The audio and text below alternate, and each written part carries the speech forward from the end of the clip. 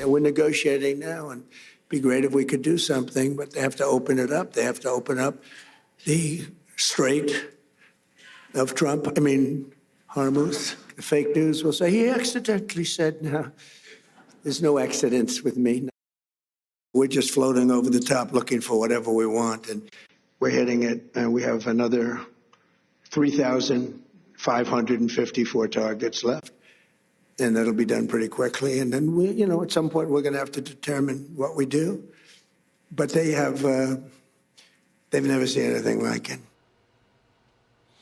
The president in Florida just minutes ago saying that the Iranians are negotiating. The markets here in the U.S. are jittery about the conflict in Iran and the price of oil. As you look at the the crude oil number hovering right around $100. Wall Street Journal editorial board, that's a barrel. Don't let Iran's hostage takers win. The U.S. and Israel took action because Iran's fanatical regime threatened them, the regime and the world. Waiting would have increased the danger. In response, Iran's regime has done what it does best, take hostages. Tehran has tried to take hostage its neighbors, the Strait of Hormuz, and the global economy with it. Seeing the mission through is a better option than chasing the regime with offers of ransom.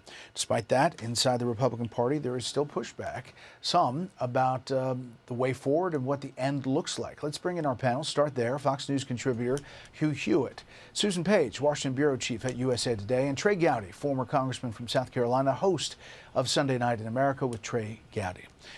Hugh, there is news that the Pentagon is considering another 10,000 U.S. troops in addition to what has already been announced to go forward. And there are jittery feelings about how long this is going to go. Well, good evening, Brett. President is giving a remarkable speech in Miami tonight. You played the clip. He said there are 3,554 targets left. We've hit more than 10,000. Earlier in the speech, he said that the Iranians had sent 101 missiles at one of our carriers. I think it had to be the Ford. And we got them all. And he's very confident. He's exuding confidence about this. And there are more troops going, and he is being very vague about when it wraps up. But he spoke directly to the Crown Prince of Saudi Arabia, MBZ from UAE, and to our friends in Kuwait, and even gave a shout out to Erdogan. He's very confident that this is going to end well. And I think that message is what the markets will want to hear. But what really matters is what's going to be the result. And I tend to be a little bit skeptical of all of the armchair experts because I go back to Churchill, 1943, in Tehran, of all places, talking to Stalin, saying, in wartime, truth is so precious it must be surrounded by a bodyguard of lies. We're hearing a lot of lies from everyone, but I do believe the president when he says he's feeling very confident about winning, not just staying the course. I know that moment well in Tehran. Susan, Axios writes, Pentagon weighs sending 10,000 more combat troops to the Middle East. Pentagon developing this military option for a final blow in Iran that could include the use of ground forces and a massive bombing campaign. I asked Speaker Johnson about this on our interview yesterday. The intention and the hope is that we're not going to have boots on the ground in that situation over there. I think we can get this resolved without it. I think the leaders of Iran need to take notice of this, the president's resolve and our ability. We have a buildup of troops there because we're trying to point that out to them, and I think it'll have the desired effect. How do you see it, Susan? You know, the decision to deploy a significant number of troops on the ground is not just one more step in this war. That would be a significant change in what we are doing in the war, and you can see how it would upset Speaker Johnson. You heard the Secretary of State, Marco Rubio, today insists that there was going to be no need to put troops on the ground. They're just sending the troops there to have that option available. That would be quite a serious thing that I think would certainly distress Democrats, but would also unnerve, I think, a fair number of Republicans and even some in the president's political base who have been so loyal to him. Speaking of loyal, the president was with farmers today at the White House. Take a listen. Now the American farmers, ranchers, growers, and producers once again have a true friend and champion in the Oval Office. Every day we're looking for new ways to support our farmers, reduce your costs, and to help lower the price of food for the American family.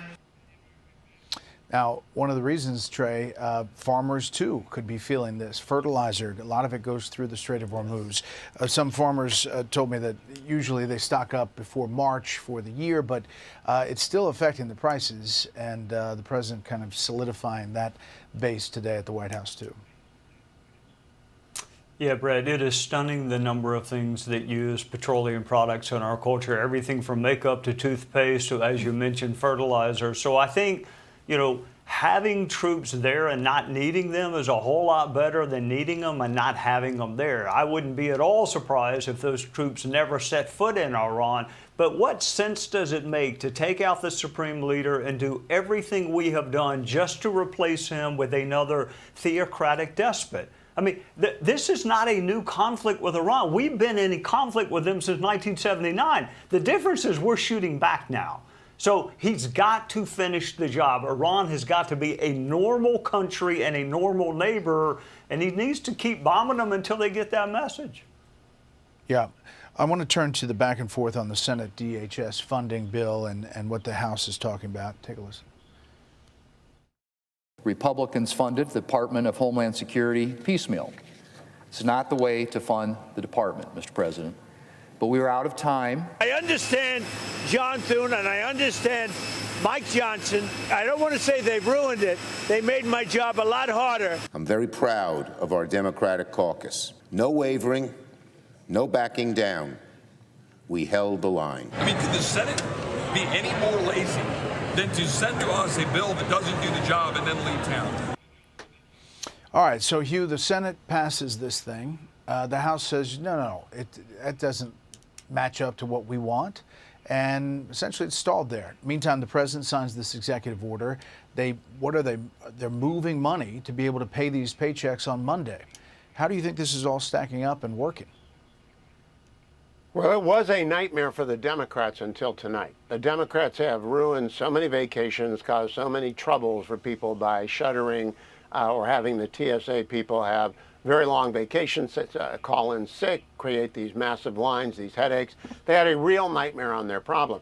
Now the Republicans are going to take ownership of it. I don't think that's a very good idea. I would pass the bill from the Senate and then get back to work on making sure that the American people know that the Democrats caused this problem. If the Republicans reject reopening TSA completely, even though it's not the perfect bill, they will end up stuck with the nightmare that the Americans are living. So the president is doing a very, very short-term fix. I would take the Senate fix. I would certainly not deadlock and leave Americans screwed like they have been screwed by the Democrats for the past 40 days. All right, let's do winners and losers. Susan, winner first, then loser. Winner, Emily Gregory, who is now the Democrat representing President Trump in the Florida State Senate. One more case, there have been more than 2 dozen, where a Republican seat in the state legislative race has flipped to Democrats in special elections since last year. This is a warning sign for Republicans looking at what might happen in November. All right, loser? The loser, trying to take an airplane today, it's too bad. Yeah. All right, Trey, winner and loser. Winner Sharia Clark, proving that you can go from a House Hill staffer to the precipice of a federal judgeship.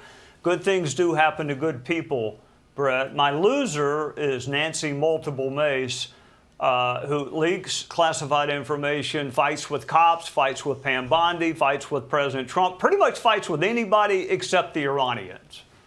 All right, Hugh, winner and loser.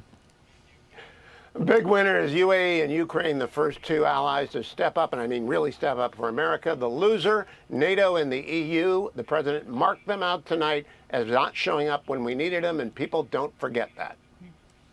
All right, panel, make it a great weekend. Up next. Click here to subscribe to the Fox News YouTube page to catch our hottest interviews and most compelling analysis. You won't get it anywhere else.